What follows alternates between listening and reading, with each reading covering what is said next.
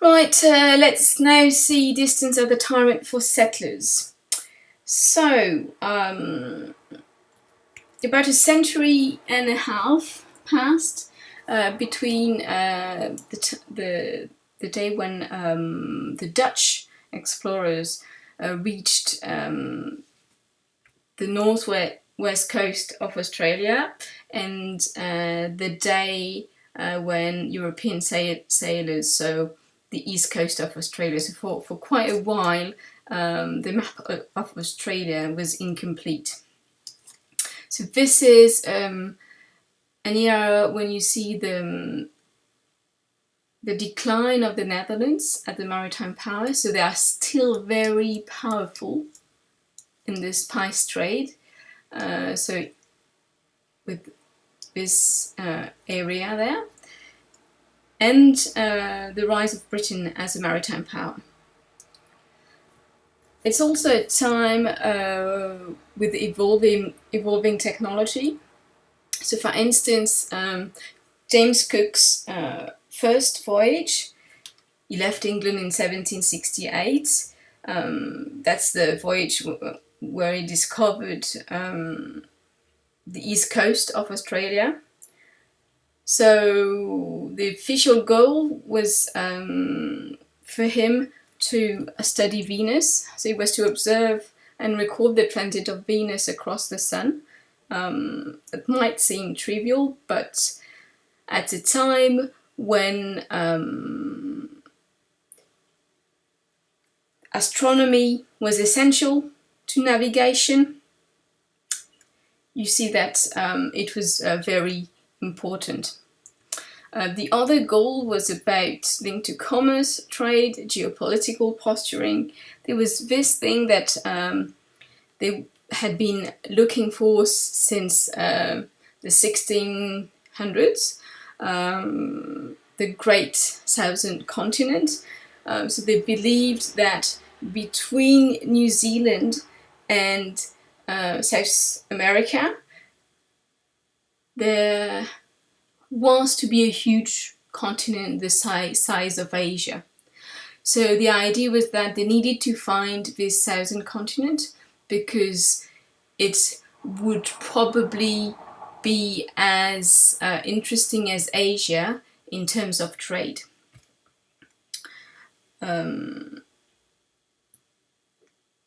There's also this is a quote from Blaney. So between 1748 and 1775, the volume of shipping engaged in England's 3 long-distance routes to North America, the West Indies and Asia was doubled. Okay, so that's really to show you how important trade had become. So I didn't find anything exactly corresponding to what Blaney writes in his book, but you can see on this graph about Europe's intercontinental trade that really the Asian trade with Asia was on the rise. Okay.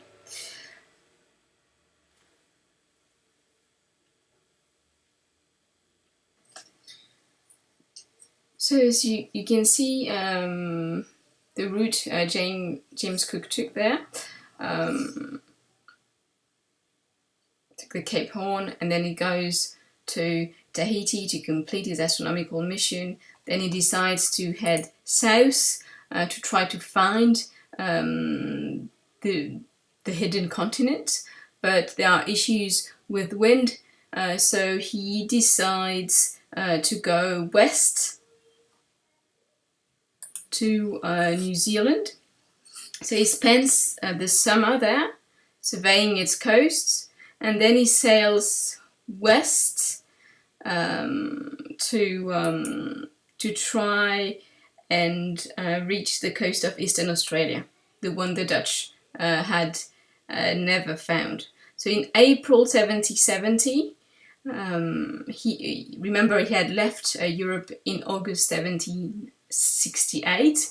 He found anchorage at Botany Bay. So Botany Bay is very close to Sydney. So I guess you'd go perhaps there.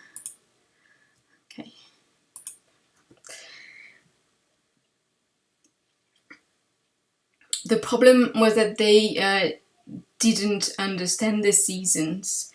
So they wrongly concluded that it was the end of the dry season. With coarse glass, there was coarse grass, a lot of it. There were freshwater creeks too. So they thought, well, it's not that bad. People could grow crops there. It's possible. But in fact, it was the wettest time of the year. So they completely miscalculated the seasons. So he then sailed along the coasts and annexed it for Britain under the name of New South Wales. Then navigated home by passing through Torres Strait to Jakarta, then Cape Town here, St. Helena, and home. So a year after coming back, he set sail again. That was to show you where Botany Bay is and the type of vegetation it had. That's the second one.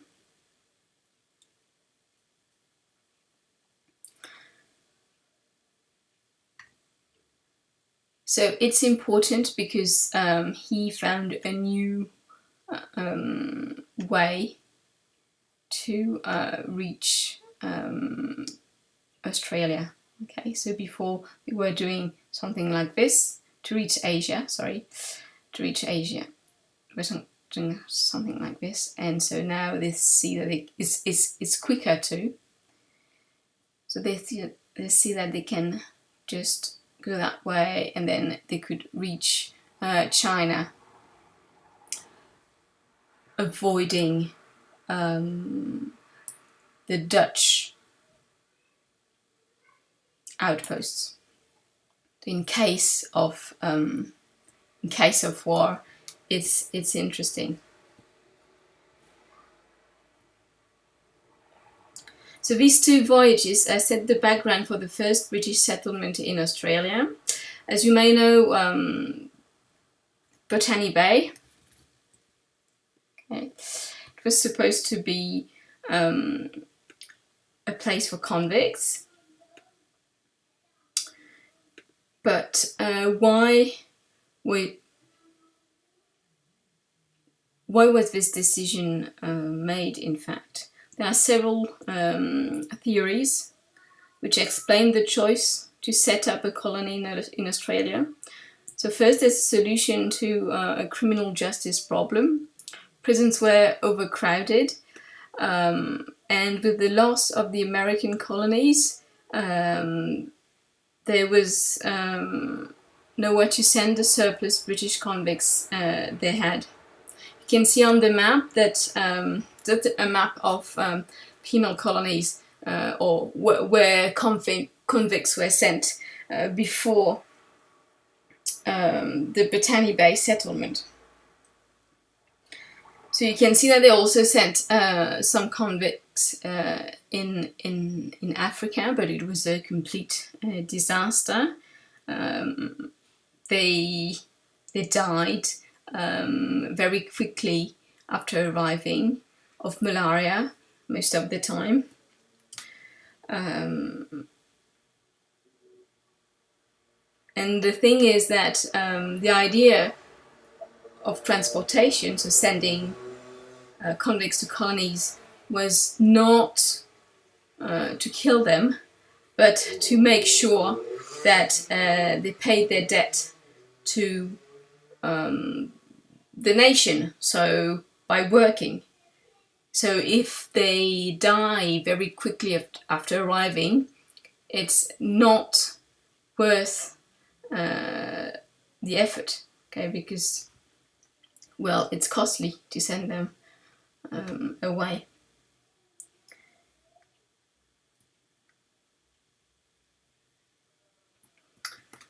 So others argued that Botany Bay was chosen as an outpost for military and strategic considerations. because as I've already shown you, it meant that they could reach China, even if they were at war with other European powers, such as the Dutch.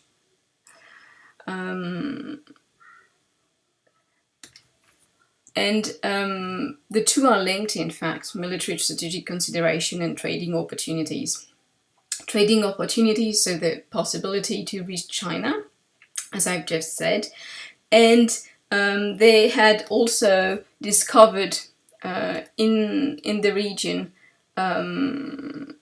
flax that they thought was better quality than the one they were using for their sailcloth. And they also found this pine. So it's just to show you where they found it.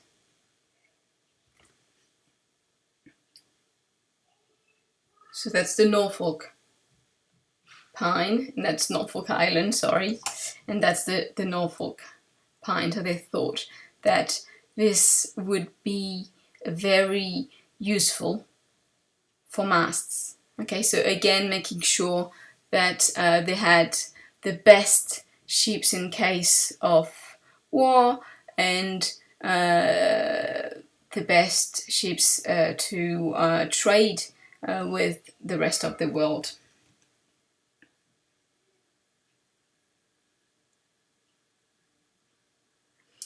So what happened then? The first fleet. So, sorry.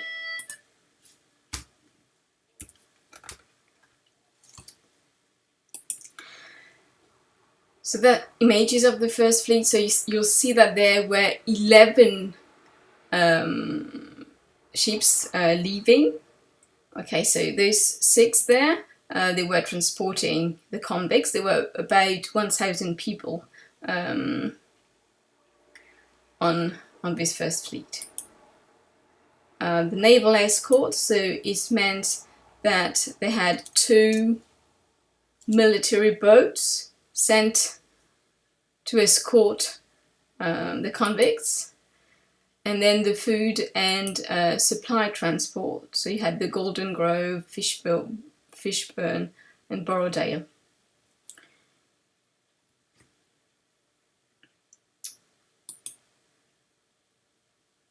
So they left Portsmouth in 1787. Then they called for fresh water at Tenerife in the Canary Island, stayed a week, and called at Rio de Janeiro for nearly a month. Nearly a month. They made repairs there, bought rum, wine, fresh provisions, and also 10,000 musket balls. Then they spent another month at Cape Town. So they were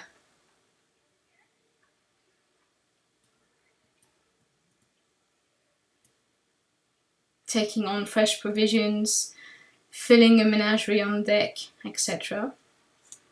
And so you see they take the new...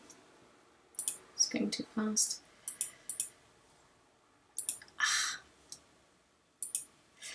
They take the route that Cook found just a few years earlier.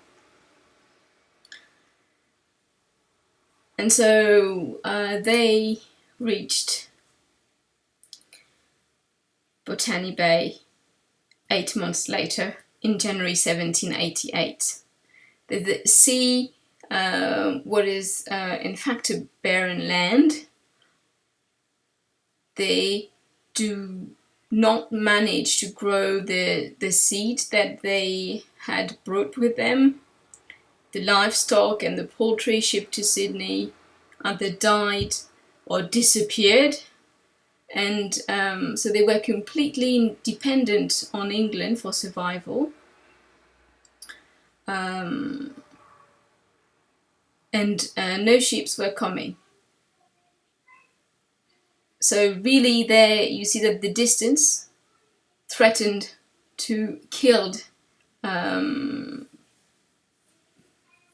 Europeans. As there were no signs of British ships coming, and that the food supply was dangerously low because nothing grew, they sent one of their boats to Cape Town, so in South Africa, and it took 7 months to complete the journey, and it came back with provision for only 4 months. So again, they tried to send another boat, and they sent it to Jakarta.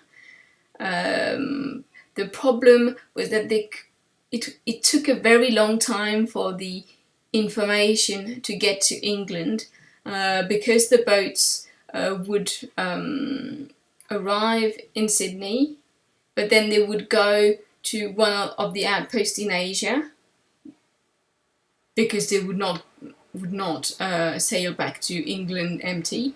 So it would take a lot of time to get the information back to the mother country.